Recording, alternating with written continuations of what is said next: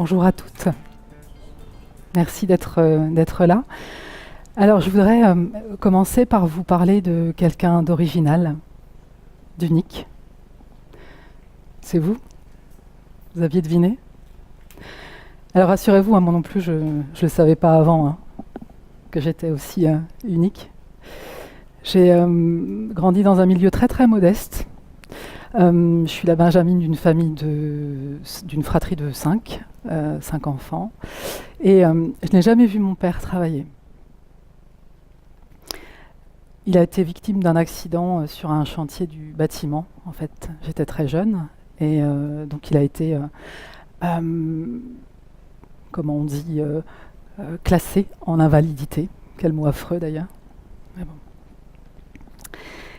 Et puis, voilà, moi j'ai continué mon petit bonhomme de chemin, j'ai fait mes études.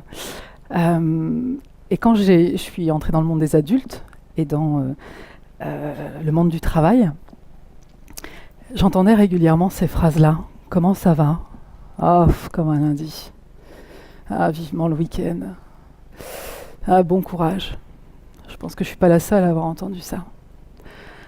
Et là, je me suis dit, mince, c'est quand même pas normal, c'est pas juste, tout ça n'a pas de sens, tout ça. Entre ceux qui n'ont pas de travail, qui subissent, ceux qui en voudraient donc, ceux qui en ont un, mais qui ne leur plaît pas, c'était un non-sens absolument total pour moi.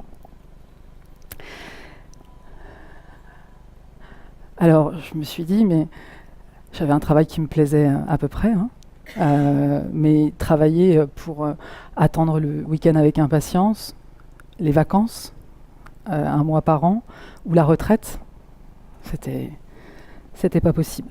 Et puis un jour, j'ai entendu parler de l'ikigai. Est-ce que certaines ont déjà entendu parler de l'ikigai? Juste dites-moi pour que je sache. Alors, je ne sais pas si vous savez, le mot travail tire son origine en fait du mot latin tripalium, qui est un instrument de torture en fait, un instrument à 3 dents. Déjà, on part de loin. Et quand j'ai découvert cette théorie cette théorie, c'est même pas une théorie, c'est une philosophie de vie japonaise, ça m'a vraiment interpellée. Alors, dans la baie d'Okinawa, au Japon, cette île est réputée puisqu'il y a un nombre de centenaires important au mètre carré sur cette baie. Et je me suis dit, dans un premier temps, ça doit être par rapport au régime Okinawa, justement, avec ce qu'ils mangent, les sushis, etc., qui les maintiennent en bonne santé. Et puis en fait, a priori, il y avait autre chose que ça. Ces Japonais, quand ils étaient interrogés, ils parlaient de cet ikigai. C'est un mot qui n'a pas d'équivalent en français. Enfin, dans la culture, même globalement, j'en ai pas trouvé d'autres. C'est un mot qui relie les notions de raison d'être, raison de vivre, la bonne raison de se lever le matin et de joie de vivre. Ça, c'est l'ikigai.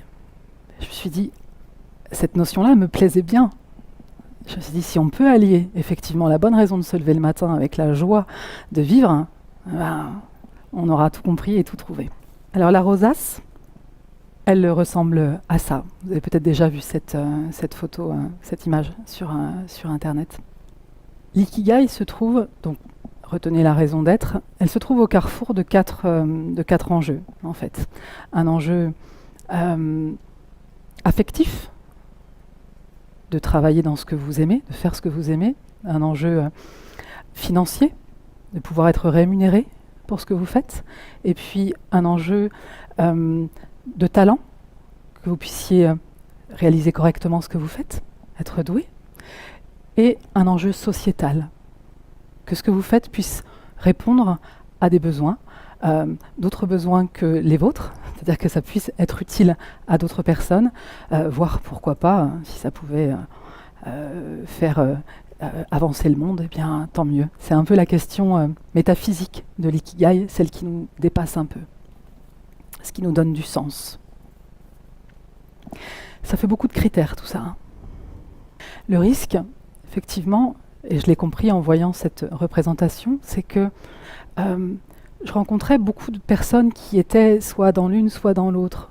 des personnes qui étaient rémunérées, mais qui ne trouvaient pas de sens à ce qu'elles faisaient, des personnes qui trouvaient beaucoup de sens à ce qu'elles faisaient, elles étaient douées dans ce qu'elles faisaient également, mais elles ne pouvaient pas être rémunérées pour ce qu'elles faisaient, ou encore des personnes qui travaillaient, mais qui étaient dans un sentiment d'inutilité totale.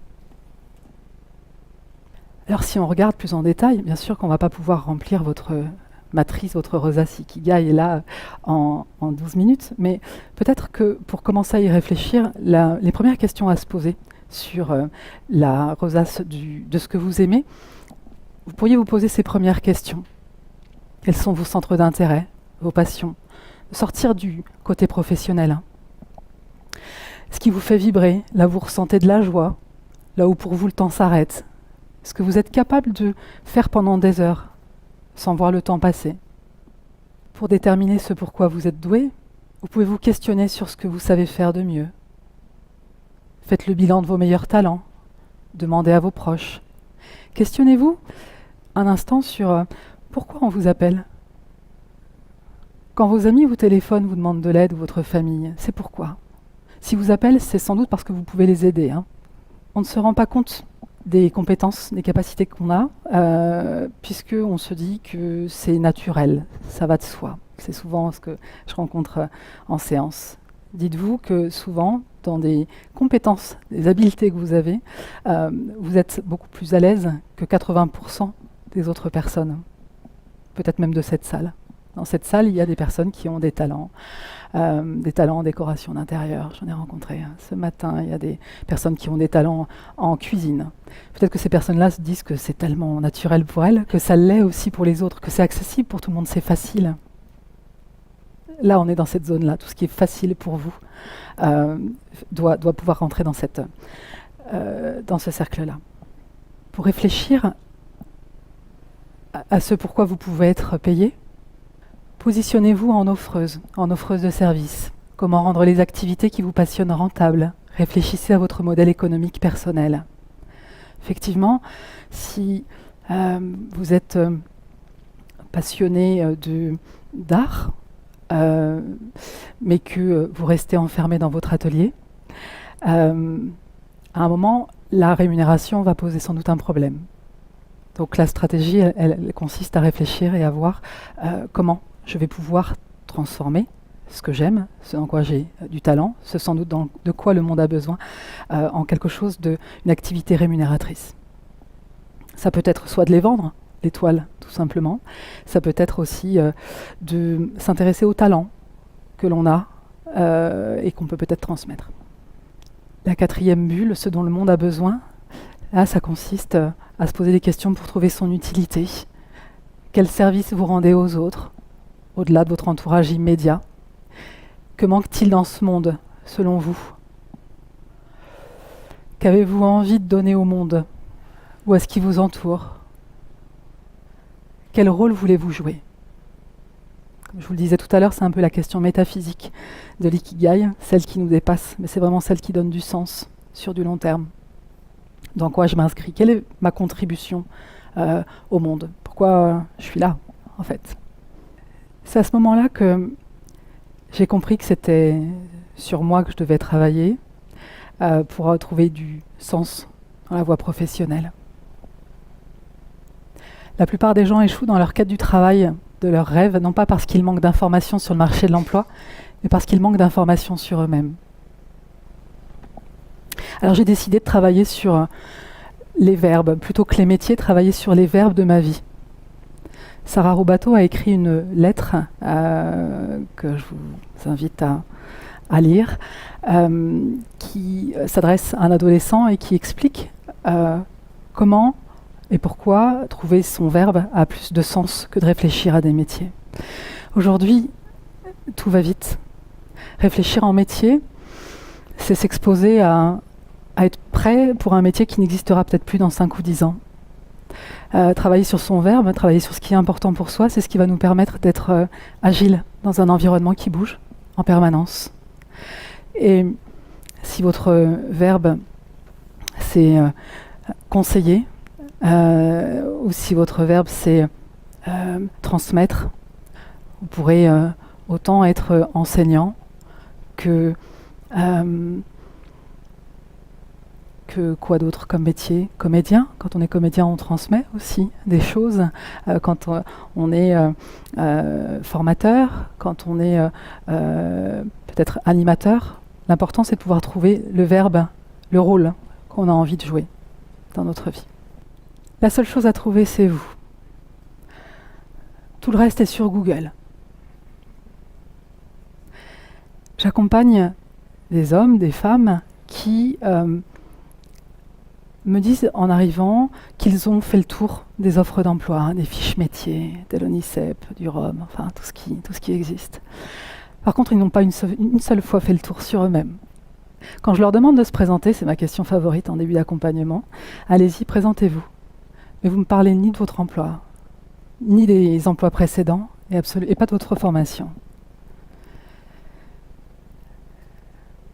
Beaucoup de ces hommes et de ces femmes sont très rapidement secs, en disant « mais vous voulez que je vous parle de quoi alors ?»